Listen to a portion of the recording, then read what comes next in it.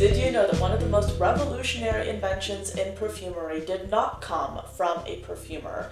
Instead, it came from a doctor by the name of Dr. Alan de Vilbiss from Toledo, Ohio, who decided to create the very first atomizer. This atomizer wasn't even meant to be used for perfume. It was actually meant to be used as a medical device, but it would later on be used in perfumes, and the technology behind this concept is still in use with all our perfumes today. The purpose of this atomizer wasn't even initially meant to be used with perfumes. It was supposed to be a medical device, but this atomizer is now being used in so many, in fact, very many, most of perfumes today. This is what we're talking about on this episode of The Fragrance Report. If this is your first time listening to this podcast, this is a podcast where we talk about beauty and fragrance history. And if you're interested, we come up with a new episode of this podcast every single Wednesday on Spotify and on YouTube. So if any of this sounds interesting to you, you can definitely subscribe to this podcast,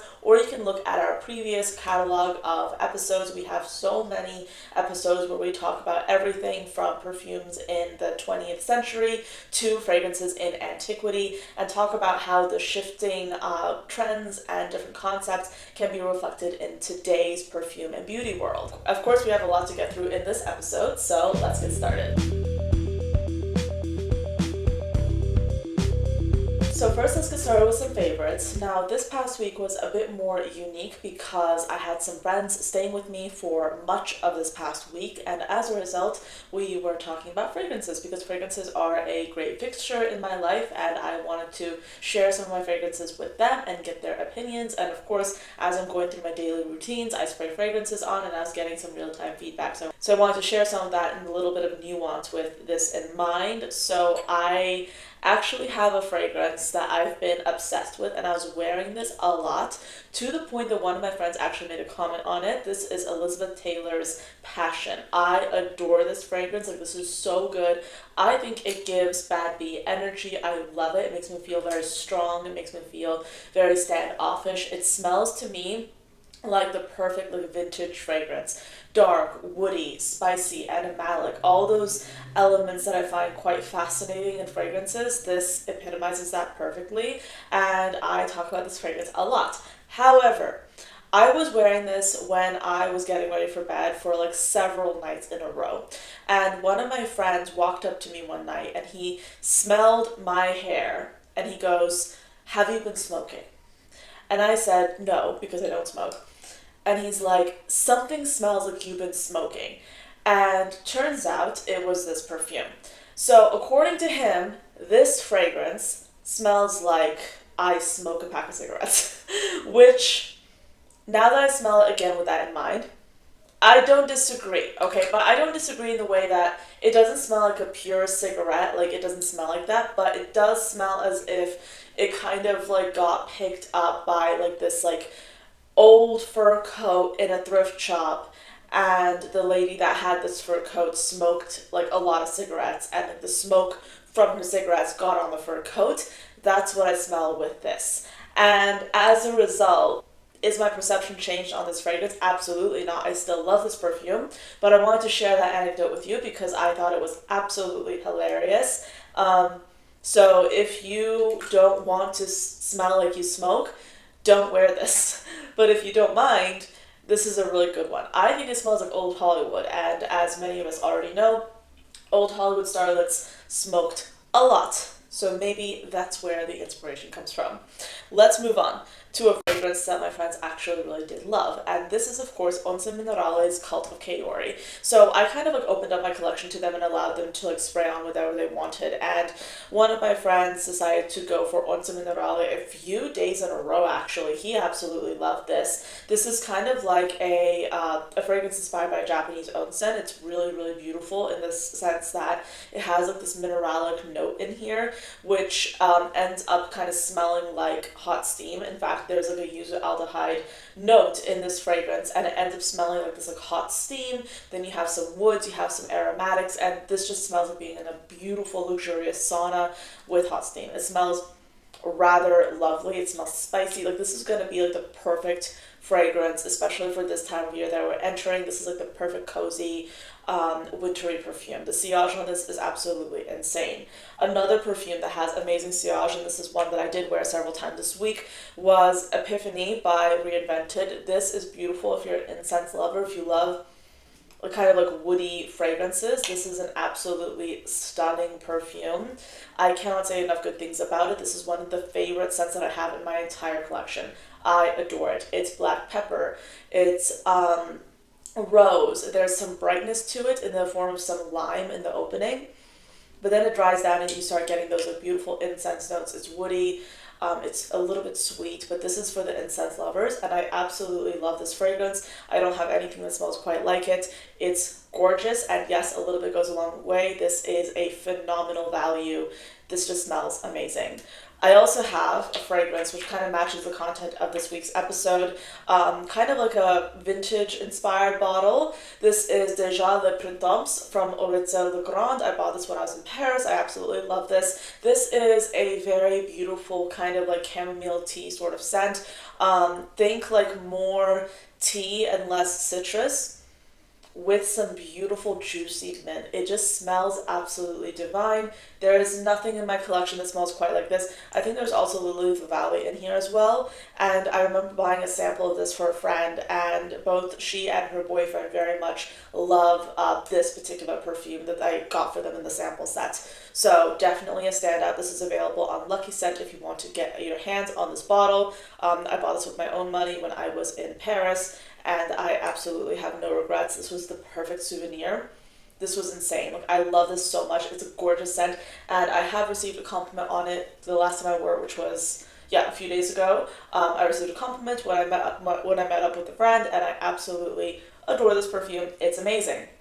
Another scent that's also really great, and actually like my two guy friends were wearing this scent. They really like this scent, and I think that their tastes kind of differ. One of them is really sensitive to scent. He's the one that thinks that I started smoking. I don't even know if I can say that on YouTube. I don't even know. But like he's that one's the one that's sensitive to fragrance. The other one is okay with like more like incense, more like experimenting, heavier fragrances. And I mean, I'm sure you can guess he's the one that really likes this scent. So I'm talking about Onze Minerale. But both of them actually really liked and ended up wearing this scent, which is Love-O-Matic by Room 1015. So this is a very kind of like beautiful scent in the sense that it encapsulates a kind of clean laundry smell, but it adds diversity to that profile by including some sweetness in the form of strawberry and bazooka bubblegum.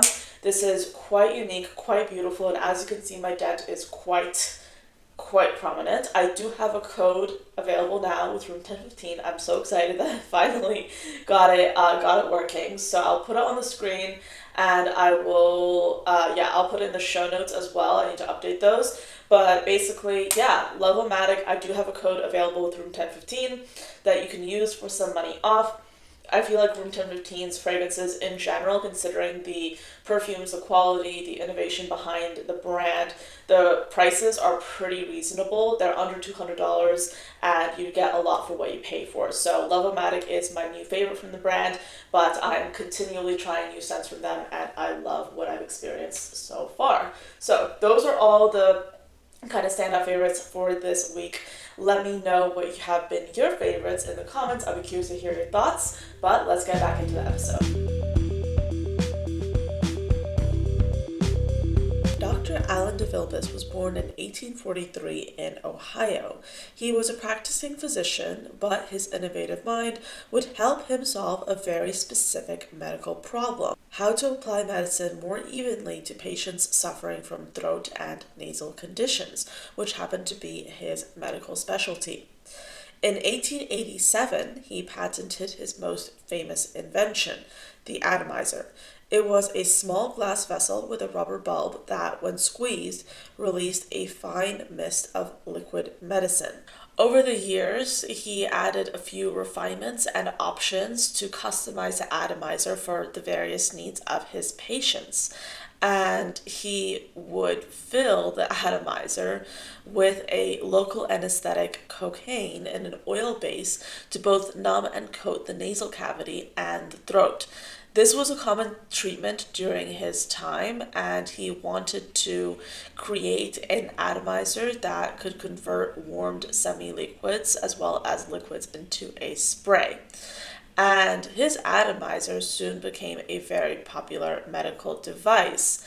And in 1890, the De Vilbius Manufacturing Company, as it was known for at this time, opened a factory to produce the atomizers in the large numbers they needed to produce it in because of the demand. The atomizer pictured in this photo has a rotating nozzle at the tip, and this atomizer is meant to administer medications in an oil-based solution. Now, his son, Thomas A. de Vilbius, joined the firm in 1905.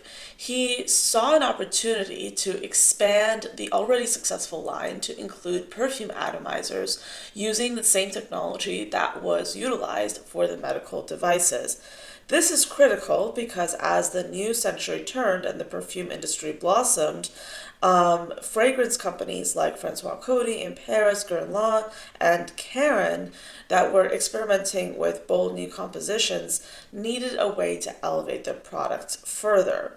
Now, perfume would no longer have to be dabbed on at the dressing table. It could be sprayed, and the glamorous intrigue of the very act of putting on perfume was impacted by this invention. By the early 20th century, De Vilbius atomizers were everywhere. The company worked with glassmakers and luxury brands to design ornate bottles that could hold the world's most prestigious perfumes. And these perfumes would pop up anywhere from modest American homes to Parisian boudoirs. De Vilbius even began advertising directly to women, something that was unusual for a medical grade device at the time, but their ads promised beauty, sophistication, and elegance, positioning atomizers as a must-have addition for every woman's dressing table. The popularity of perfumes and also by default perfume atomizers skyrocketed after World War I. Soldiers were returning from France with perfume for their sweethearts at home, and this coincided with the spectacular rise of American prosperity and opulence known as the Roaring Twenties today. The company expanded dramatically. By 1924, the De Vilbius Company had a large new 200 square foot factory, and in 1926 it sold 1.5 million perfume atomizers. Over its history, the De Vilbius Company has relied on the highest quality American and European glass manufacturers to produce its bottles.